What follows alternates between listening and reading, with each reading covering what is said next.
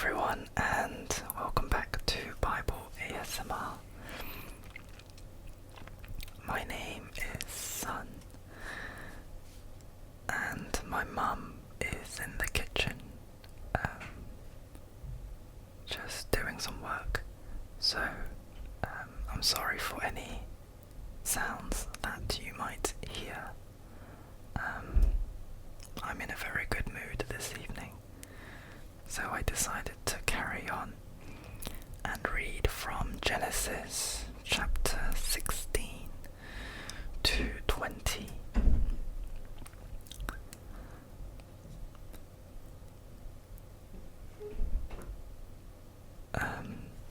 I will, sorry, lots of sounds.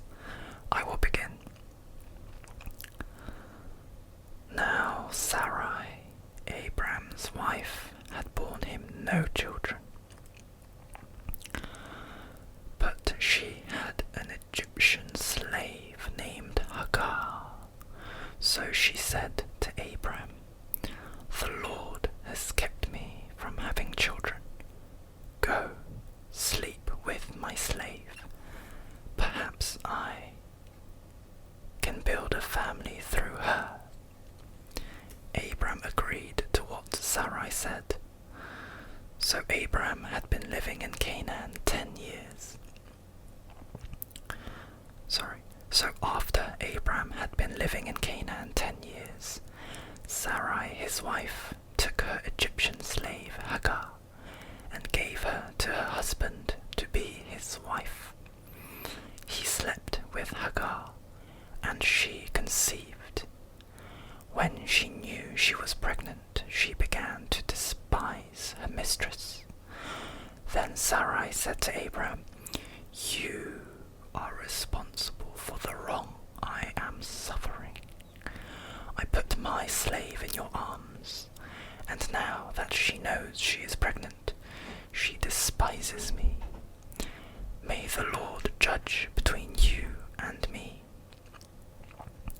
"Your slave is in your hands," Abram said. "Do with her whatever you think best." Then Sarai mistreated Hagar, so she fled from her. The angel of the Lord found Hagar near a spring in the desert. It was the spring that is beside the road to Shur. And he said, "Hagar, slave of Sarai, where have you come from? And where are you going?" "I'm running away from my mistress Sarai," she said. Then the angel of the Lord told her, "Go back to your mistress and submit to her." The angel added, "I will increase your descendants so much that they will be too numerous to count." The angel of the Lord also said to her, "You are now pregnant, and you will give birth to a son. You shall name him Ishmael, for the Lord has heard of your misery. He will be a wild donkey of a man. His hand will be against everyone, and everyone's hand against him, and he will live in hostility toward all his brothers." She gave this name to the Lord who spoke to her, "You are the God who sees me." For she said, "I have now seen the one who sees me." That is why the well was called Beer Lahai Roi. It is still there, between Kadesh and Bered.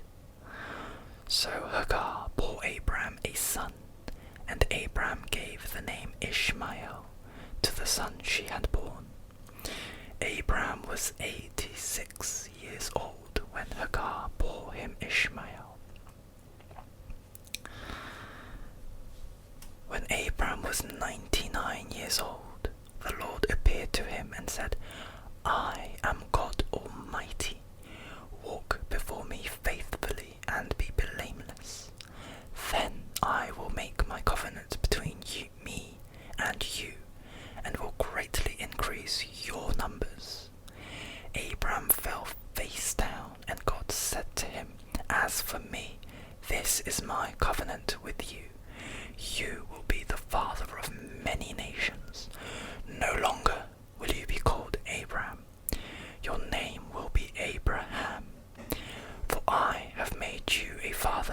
many nations. I will make you very fruitful.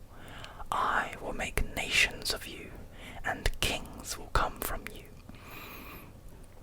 I will establish my covenant as an everlasting covenant between me and you and your descendants after you for the generations to come, to be your God and the God of your descendants after you. The whole land of Canaan, where you now reside as a foreigner, I will give as an everlasting possession to you and your descendants after you, and I will be their God. Then God said to Abraham, As for you, you must keep my covenant, you and your descendants after you for the generations to come. This is my covenant with you and your descendants after you, the covenant you are to keep. Every male among you shall be circumcised. You are to undergo circumcision, and it will be the sign of the covenant between me and you. For the generations to come, every male among you who is 8 days old must be circumcised, including those born in your household or bought with money from a foreigner, those who are not your offspring. Whether born in your household or bought with your money, they must be circumcised. My covenant in your flesh is to be an everlasting covenant.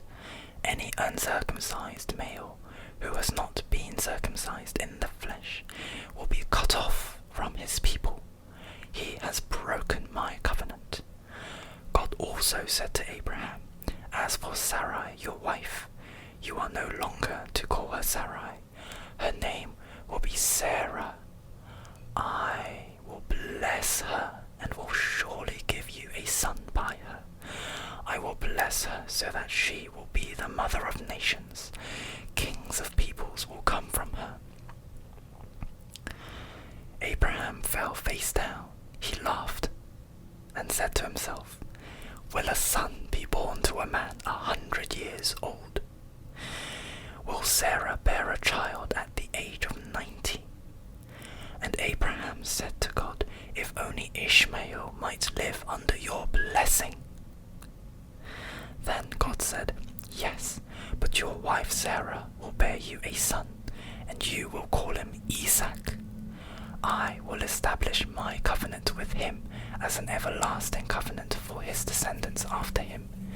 And as for Ishmael, I have heard you. I will surely bless him. I will make him fruitful and will greatly increase his numbers. He will be the father of 12 rulers, and I will make him into a great nation. But my covenant I will establish with Isaac, whom Sarah will bear to you by this time next year. When he had finished speaking with Abraham, God went up from him. On that very day, Abraham took his son Ishmael, and all those born in his household, or bought with his money, every male in his household, and circumcised them, as God told him. Abraham was 99 years old when he was circumcised, and his son Ishmael was 13.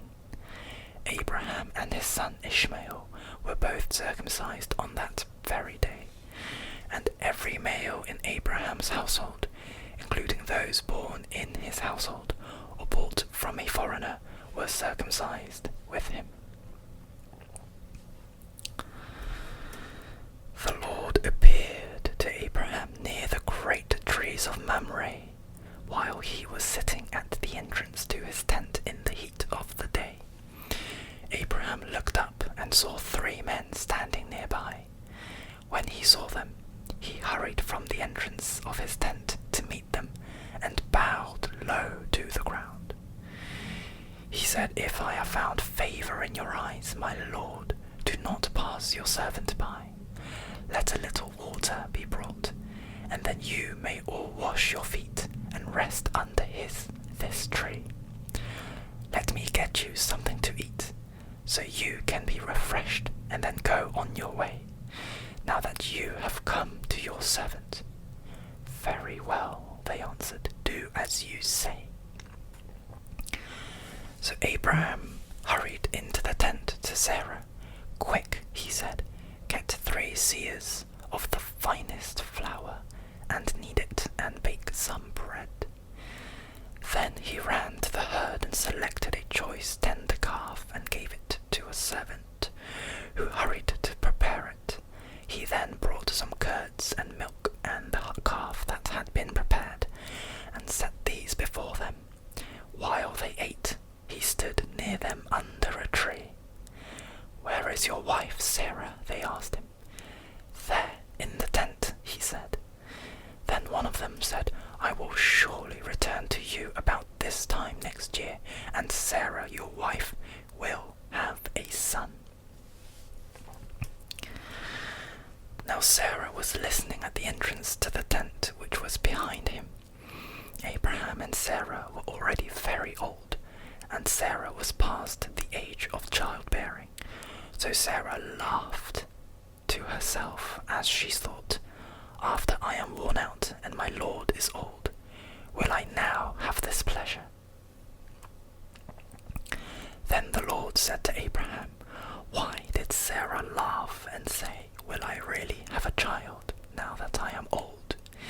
Is anything too hard for the Lord? I will return to you at the appointed time next year, and Sarah will have a son." Sarah was afraid, so she lied and said, "I did not laugh." But he said, "Yes, you did laugh." When the men got up to leave, they looked down toward Sodom, and Abraham walked along with them to see them on their way. Then the Lord said, "Shall I hide from Abraham what I am about to do? Abraham will surely become a great and powerful nation, and all nations on earth will be blessed through him. For I have chosen him so that he will direct his children and his household after him, to keep the way of the Lord by doing what is right and just, so that the Lord will bring about for Abraham what he has promised him." Then the Lord said, "The outcry against Sodom and Gomorrah is so great, and their sin so grievous, that I will go down and see if what they have done is as bad as the outcry that has reached me. If not, I will know." The men turned away and went towards Sodom, but Abraham remained standing before the Lord. Then Abraham approached him and said, "Will you sweep away the righteous with the wicked? What if there are 50 righteous people in the city? Will you really sweep it away and not spare the place for the sake of the 50 righteous people in it? Far be it from you to do such a thing, to kill the righteous with the wicked, treating the righteous and the wicked alike. Far be it from you. Will not the judge of all the earth do right?"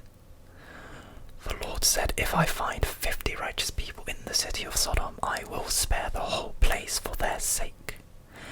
Then Abraham spoke up again, "Now that I have been so bold as to speak to the Lord, though I am nothing but dust and ashes, what if the number of righteous is 5 less than 50?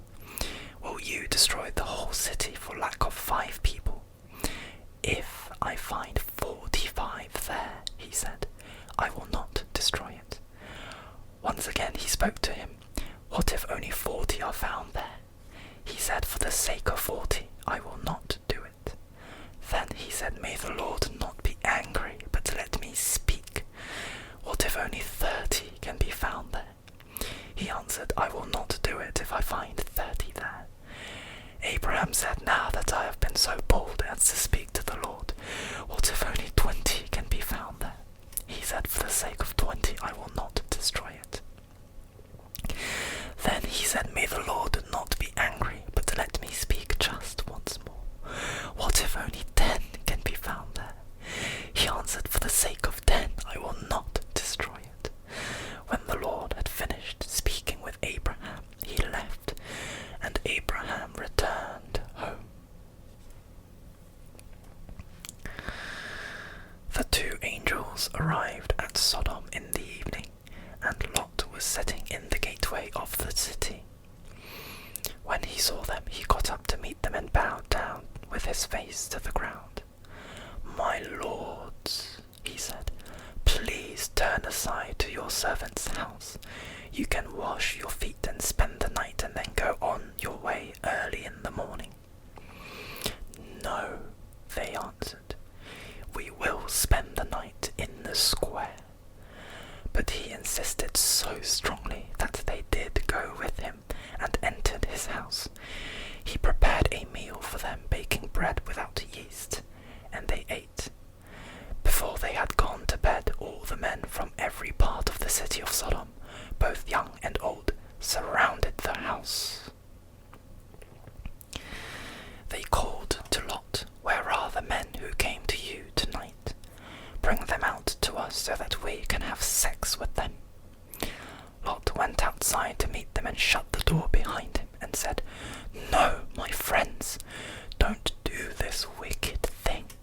Look, I have 2 daughters who have never slept with a man. Let me bring them out to you, and you can do what you like with them. But don't do anything to these men, for they have come under the protection of my roof." "Get out of our way," they replied. "This fellow came here as a foreigner, and now he wants to play the judge. We'll treat you worse than them." They kept bringing pressure on Lot and moved it forward to break down the door. But the men inside reached out and pulled Lot back into the house and shut the door. Then they struck the men who were at the door of the house, young and old, with blindness, so that they could not find the door. The 2 men said to Lot, "Do you have anyone else here, sons-in-laws, sons or daughters, or anyone else in the city who belongs to you? Get them out of here, because we are going to destroy this place. The outcry to the Lord against its people is so great that he has sent us to destroy it." So Lot went out and spoke to his sons-in-laws, who were pledged to marry his daughters. He said, "Hurry, get out of this place, because the Lord is about to destroy the city." But his sons-in-law thought he was joking.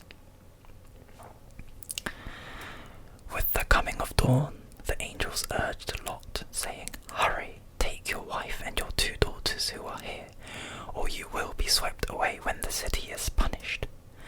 When he hesitated, the men grasped his hand and the hands of his wife and of his 2 daughters and led them safely out of the city, for the Lord was merciful to them. As soon as they had brought them out, one of them said, "Flee for your lives. Don't look back, and don't stop anywhere in the plain. Flee to the mountains, or you will be swept away." But Lot said to them, "No, my lords, please. Your servant has found favor in your eyes, and you have shown great kindness to me in sparing my life. But I can't flee to the mountains. This disaster will overtake me, and I'll die. Look, here is a town near enough to run to, and it is small. Let me flee to it. It is very small, isn't it? Then my life will be spared." He said to him, "Very well, I will grant this request too. I will not overthrow the town you speak of, but flee there quickly, because I cannot do anything until you reach it." That is why the town was called Zoar. By the time Lot reached Zoar, the sun had risen over the land. Then the Lord rained down burning sulfur on Sodom and Gomorrah from the Lord out of the heavens.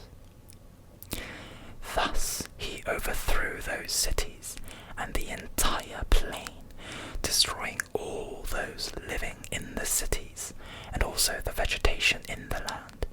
But Lot's wife looked back,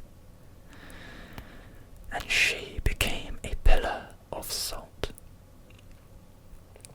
Early the next morning, Abraham got up and returned to the place where he had stood before the Lord. He looked down toward Sodom and Gomorrah, toward all the land of the plain,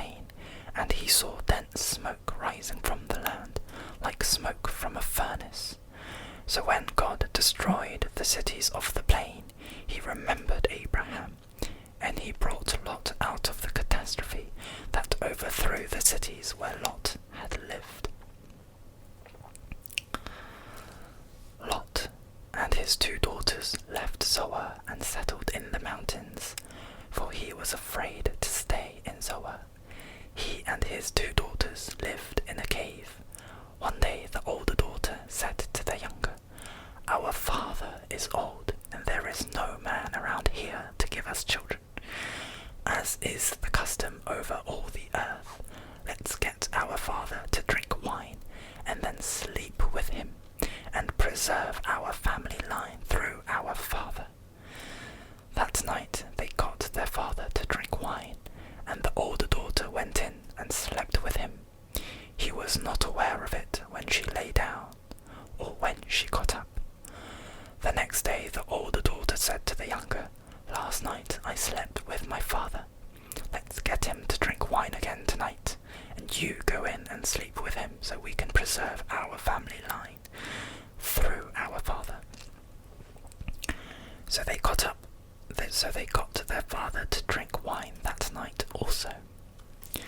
And the younger daughter went in and slept with him. Again he was not aware of it when she lay down, or when she got up. So both of Lot's daughters became pregnant by their father. The older daughter had a son, and she named him Moab. He is the father of the Moabites of today. The younger daughter also had a son, and she named him Ben-Ami. He is the father of the Ammonites of today. Now Abraham moved on from there into the region of the Negev, and lived between Kadesh and Shur. For a while he stayed in Gerar, and there Abraham said to his wife Sarah, "She is my sister." Then Abimelech, king of Gerar, sent for Sarah and took her. But God came to Abimelech in a dream one night and said to him, "You are as good as dead because of the woman you have taken. She is a married woman."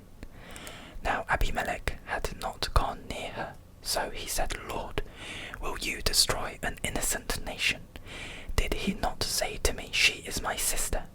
And didn't she also say, 'He is my brother'? I have done this with a clear conscience and clear hands."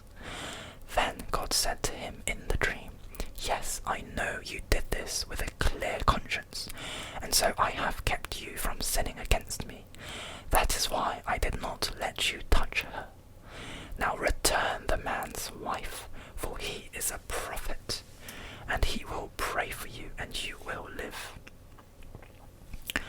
But if you do not return her, you may be sure that you and all who belong to you will die." Early the next morning, Abimelech summoned all his officials, and when he told them all that had happened, they were very much afraid.